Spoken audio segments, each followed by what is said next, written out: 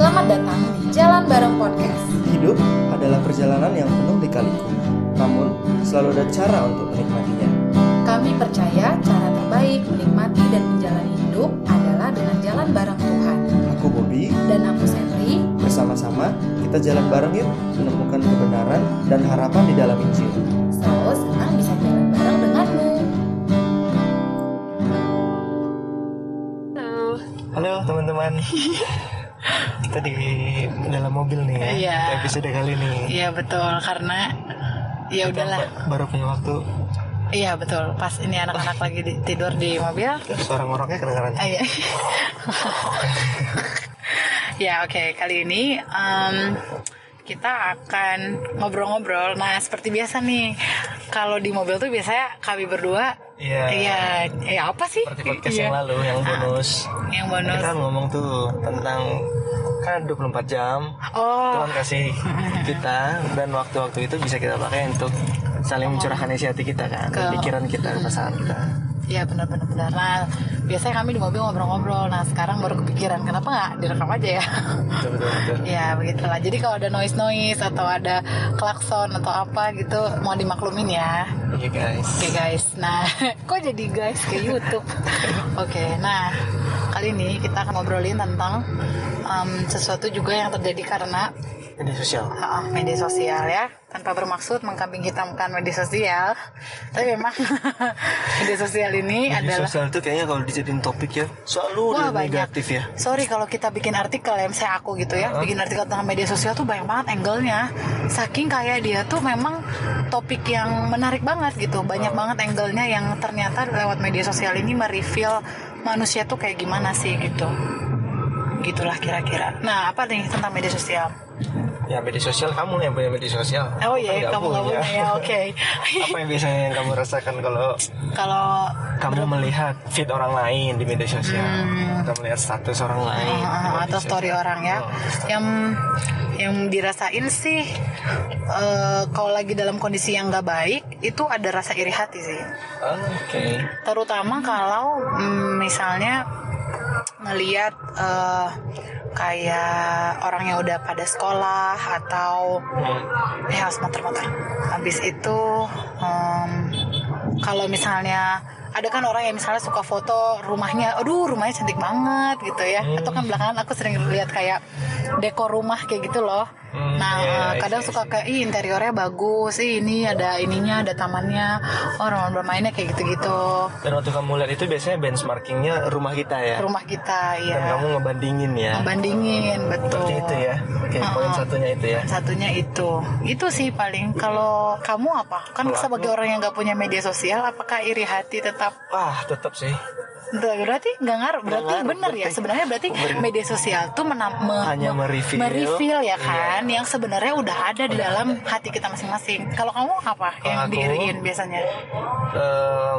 Sebenarnya bukan dari platform media sosial aja ya, tapi kayak ngebayangin ngitung-ngitung waktu.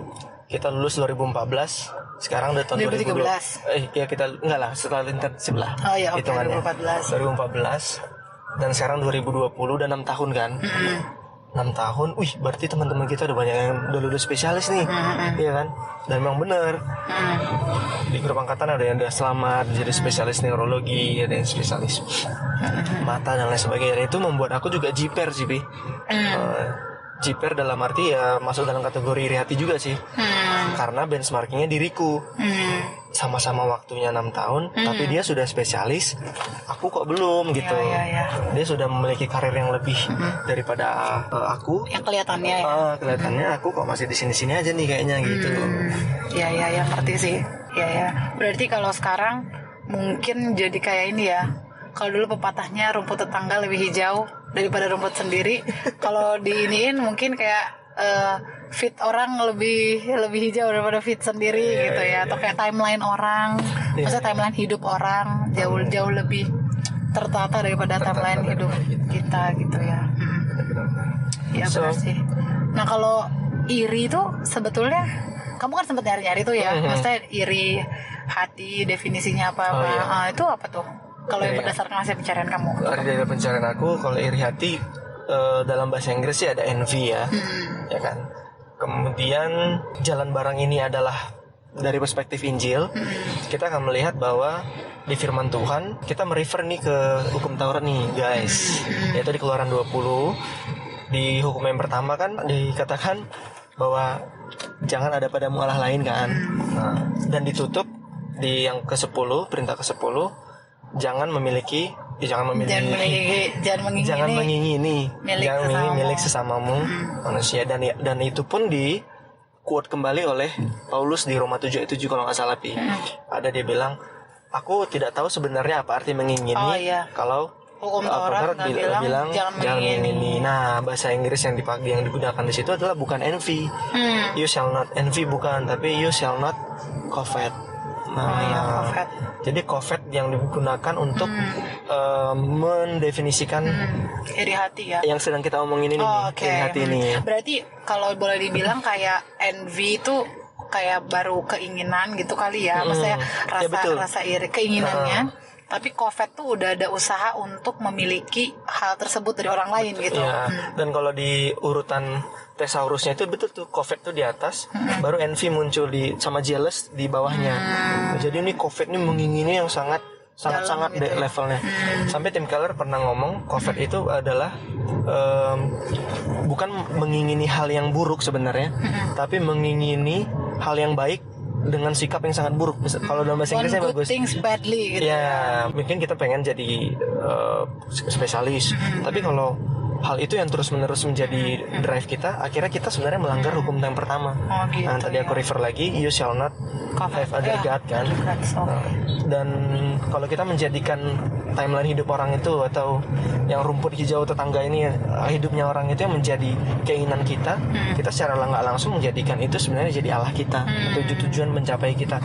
Kita ngelihat waktu hidup kita sekarang ini itu nggak cukup bagus tuh untuk ditampilkan di media sosial, dan aku butuh hidupnya dia tuh yang aku miliki supaya aku bisa merasa better lah tentang diriku, baik identitas sih. Balik lagi berarti ini agak-agak serupa dengan insecurity yang pernah kita bahas dulu ya. Dan memang sih sebetulnya insecurity, envy atau apapun itu tuh berakar dari masalah identitas kali ya. Kalau dilihat di dalam Alkitab kan awalnya manusia tuh diciptakan serupa dan segambar dengan Allah.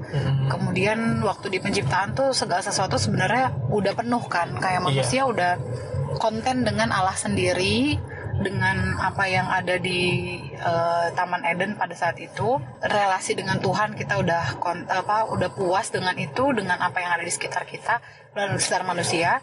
Nah, tetapi pada saat jatuh dalam dosa, ada si jahat yang yang menipu. Kalau di buku ini tuh, aku pernah cerita juga ya di buku Jesus Storybook Bible itu, yang buku anak-anak sih sebenarnya. Kejadian 3 tuh di deskripsi nama dia tuh judulnya A Terrible Lie. Jadi kalau di situ tuh ditulisnya si ularnya itu menghasut Eve-nya, Hawanya tuh dengan bilang, kamu tahu ya Allah tuh mengasihi kamu ya? Iya gitu kan. Terus nanti si ularnya bilang, oh tapi kenapa ya dia kalau mengasihimu, terus kenapa dia melarang kamu makan buah yang itu gitu, buah dari pohon pengetahuan itu. Terus si Eve-nya mulai ragu dan mikir-mikir gitu, oh kalau begitu berarti Allah tuh sebenarnya nggak sungguh-sungguh mengasihimu, dia nggak sungguh-sungguh bikin kamu happy gitu. Jadi pengen kamu untuk happy. Jadi di situ tuh kayak ada kebohongan-kebohongan, ada distrust gitu, ada trust issue lah antara kita dengan Allah gitu, sehingga kita nggak cukup yakin bahwa Allah tuh generous, Allah tuh murah hati loh ke kita, dan dia tuh mau memberikan segala sesuatu, mau mengasihi kita. Tapi karena kita jatuh dalam dosa, kita jadi nggak bisa ngelihat generosity-nya Allah, sehingga akhirnya kita iri hati, kita menganggap orang lain tuh hidupnya lebih baik daripada kita. Kita menganggap apa yang Allah kasih ke kita tuh selalu kurang kayak gitu kan. Dan itulah yang terjadi di peristiwa Kain dan Habel kan. Iya, betul. Kain covet hidupnya Habel. Jadi dia iri hati lah dia sebenarnya di situ, sehingga dosa menguasai hidupnya dan dia akhirnya membunuh adiknya sendiri. Iya sih, benar sih. Jadi sebenarnya iri hati yang pertama tadi berarti masalah identitas juga ya. Yang pertama karena kita belum menaruh identitasnya pada sesuatu yang benar. Jadi ketika kita ngelihat harusnya kita punya hal yang orang lain miliki supaya kita lebih bahagia, supaya kita lebih konten. Dan yang kedua mungkin kita ragu tadi ya sama kebaikan Allah, sehingga ya kita menganggap Allah kasih ke kita tuh kurang gitu. Jadi kita pengen yang A, B, C yang punyanya orang lain. Ya sih. Lalu gimana ininya? Antidotnya adalah ya back to the Bible sih. Ya, di Alkitab mengajarkan bahwa kita itu atau kita sudah menerima Kristus sebagai Tuhan dan Juru Selamat kita menjadi penuh di dalam Dia. Ya, yang kayak kamu bilang juga di episode sebelumnya bahwa hidup kita itu tersembunyi di dalam Kristus. Artinya Kristuslah yang tampak sebenarnya harusnya dalam hidup kita, yang memenuhi hidup kita sepenuhnya. Tidak lagi misalnya kayak kita tersembunyi di balik karir gitu. Kita tersembunyi di balik rumah yang ideal kamu bilang, dan akhirnya membuat kita beridentitaskan yang fana gitu loh, yang bukan diisi dengan juru selamat kita itu sendiri. Iya sih, dan kedatangan Kristus ke dunia itu adalah yang pertama menurut aku bukti bahwa Allah tuh maksudnya Allah tuh mau menjalin relasi sama kita ya kan? Ya kan, karena kita kan berdosa, Allah tuh kudus, nggak bisa bersatu nih Allah yang kudus dengan kita yang berdosa. Tapi Dia sendiri yang kasih jalannya gitu, yaitu melalui Kristus. Dan dengan demikian, ketika kita menerima Kristus sebagai Tuhan dan Juru Selamat, kita tuh harusnya udah konten, karena semua berkat yang mau Allah curahkan ke kita tuh bisa Dia curahkan di dalam Kristus, nggak sih? Iya kan? Dan juga dengan Dia memberikan Kristus ke dalam dunia menebus dosa kita, menurut aku itu udah membuktikan kemurahan hati Allah yang sangat besar, nggak sih? Kayak Kristus tuh datang ke dunia menebus dosa kita ketika kita masih berdosa. Roma 8 ayat 5 ya? Atau Iya, Roma 5 ayat 8. Yang pada saat kita sendiri belum sadar bahwa satu-satunya keperluan dan kebutuhan kita adalah keselamatan. Iya nggak sih? Ketika kita masih mikirin kayaknya karir orang itu lebih baik buat kita, atau kayaknya punya anak cowok akan lebih konten nih hidup kita gitu ya, atau yang lain sebagainya. Ketika kita masih mikirin hal-hal kayak gitu, bagi Allah justru keselamatanmu lah yang penting, dan Dia udah penuhi itu duluan gitu. Dan itu membuktikan bahwa Allah tuh generous loh gitu, ya kan?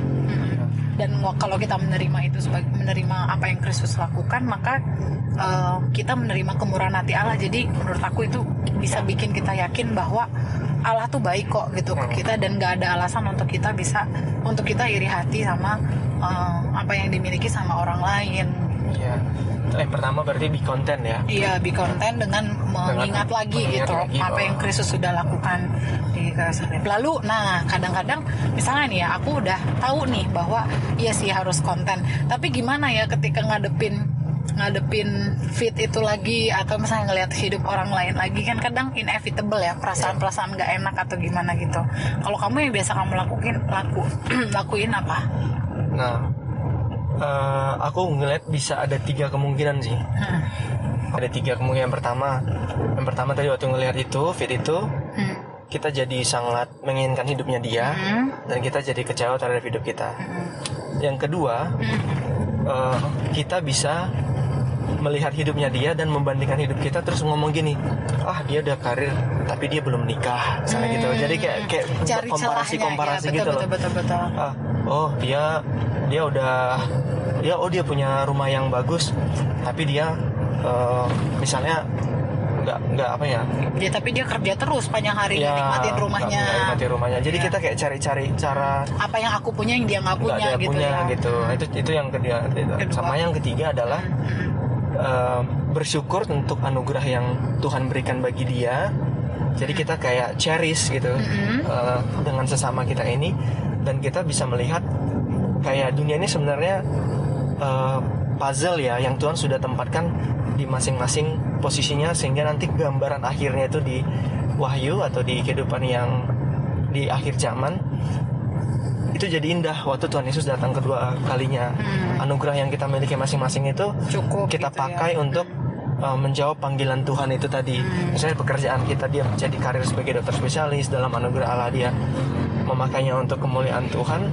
Itu jadi kita cari, dia bisa melayani pasien lebih banyak tuh dengan karirnya, dengan dia lebih dokter yang muda, dengan pengetahuan yang luas, dia bisa treat patients better gitu. Dan kita mengisi celah di, misalnya kayak kita di public health sekarang, ranahnya kita bisa kita bisa mengisi kekosongan di sini ya, mereka di sana. Dan akhirnya ada saling sukacita gitu loh mah iya dalam sih, benar. merespon timeline orang tadi. Iya, Wah setuju, indah ya setuju. hidupnya gitu. Jadi berarti ada 3 kemungkinan sikap. Yang pertama, either kita jadi pengen banget kayak gitu dan so badly sampai kita sikapnya jadi pahit gitu ya. Atau yang kedua, kita jadi mencoba cari kekurangannya orang-orang itu supaya kita merasa lebih baik aja. Atau pilihan yang ketiga yang menurut aku lebih oke adalah cherish each other blessing ya. Jadi kayak Tuhan kasih mereka itu bagiannya apa, kita bagiannya apa, lalu kita mencoba melihat dari perspektifnya Tuhan kayak kita bilang ya, bahwa Tuhan kasih dia panggilan di situ, privilege-nya apa mungkin di dia gitu ya, yaitu bagiannya dia, aku bagianku seperti ini, tapi anugerahnya tuh sama cukup gitulah untuk setiap orang ya, dan unik ya. Kalau di ekonomi kesehatan itu ada istilahnya equity sama equality. Mungkin bisa nyambung kali ya. Bahwa Tuhan itu ngasih kita itu bukan grace yang supaya jadi equal gitu loh. Bukan ngasihnya tuh kayak semua orang X gitu nilainya ya. Semua dapat misalnya nilai sekian. Iya, misalnya anugerahnya pasti rumahnya daerah sini, pekerjaannya pasti yang ini, yang similar gitu similar ya. sama, tapi ngasih yang ekuitas sesuai dengan kebutuhan kita masing-masing sampai nanti levelnya di mata Tuhan semuanya sama. Entah bisa relasi atau enggak, tapi kayak prinsip ekonomi misalnya orang yang lebih rentan terhadap misalnya kemiskinan, kita bisa support mereka lebih banyak dibandingkan orang yang tidak rentan terhadap kemiskinan. Itu kayak gitulah. Itu contohnya di prinsip ekonomi ya. Oke. Berarti ya dia berarti kayak gitu ya, ada kasih karunia yang unik untuk setiap orang, dan itu udah ada porsinya masing-masing, dan yakinlah bahwa Tuhan tuh baik kok gitu ya. Dan di mata Tuhan itu semua sama. Sama betul. Dan menurut aku yang terakhir juga untuk mengatasi, untuk sebagai antidotnya dari iri hati ini adalah doa sih, Pip. Aku belajar bahwa ketika aku berdoa, bersyukur untuk apa yang Tuhan kasih ke aku, pertama-tama untuk Kristus yang udah mati dan untuk semua hal-hal yang Tuhan kasih di dalam Kristus, dan mendoakan orang lain yang mungkin ada perasaan kita nggak enak gitu ke dia, kita iri atau apa, kita doakan. Doa tuh somehow Roh Kudus akan bekerja dan mengganti iri hati kita tuh dengan kasih loh. Jadi kayak kita jadi bisa belajar untuk mengasihi, memperhatikan orang lain. Kita jadi belajar untuk melihat yang tadi cherish berkatnya dia. Dan ketika kita berdoa, Roh Kudus mengubah hati kita gitu. Dan aku percaya akan divine power yang kayak gitu sih. Gitu. Jadi lagi-lagi kata John Piper kan, to obey God we need God kan. Untuk bisa punya hati yang cherish each other, yang konten, kita butuh Allah dan Roh Kudus sendiri yang udah di dalam hati kita yang akan menolong kita kan. Untuk cherish ya. Untuk cherish hal itu dan untuk bebas dari rasa iri hati. Karena iri hati tuh nggak enak banget nggak sih? Itu membusukkan tulang kalau kata Amsal. Iya ya, membusukkan tulang. Iya emang bener sih, bikin hidup tuh kayak nggak semangat, nggak sukacita. Terus udah gitu kan itu dosa yang kayak ngerugiin diri sendiri gitu. Maksudnya orang lain nggak tahu juga, kadang nggak tahu juga ya kan. Gitu. Nah tapi selalu ada kebebasan dan harapan untuk merdeka dari dosa itu di dalam Injil sih. Gitu. Oke.